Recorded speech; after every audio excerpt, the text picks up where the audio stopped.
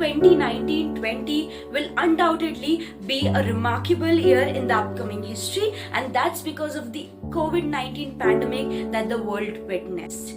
So in this video, let's examine the impact of Covid-19 on education system. Now, what's an education system? So in a very basic form, it's a system which has a teacher and a student, and in a more developed form, an education system is a system that facilitates and provides methods and ways for education of any individual.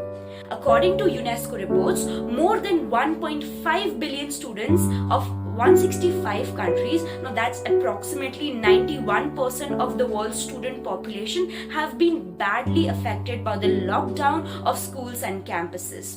So the societal transmission that was exponentially of this virus led to very drastic effects, from the conventional methods of teaching, that was in-campus teaching, to the new normal of online education. Now we need to understand that in a society when there is yawning inequalities between rich, poor, between the privileged and the underprivileged, and between the public schools and the private sector schools. So the digital divide which is prevalent in the society made the lives of students all the more difficult. And people with special needs, students with special needs, maybe if they are visually impaired and if they have some listening or hearing problem, times are more tougher for them in the online mode of learning.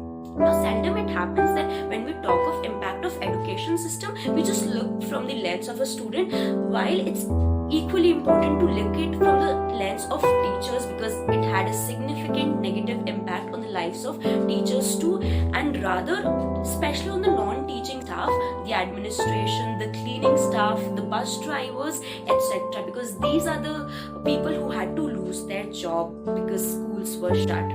Now, mental health is a very significant aspect of this, because students with increasing screen time and less of social contact, they were feeling mood swings, anxiety, and even suicide rates were high.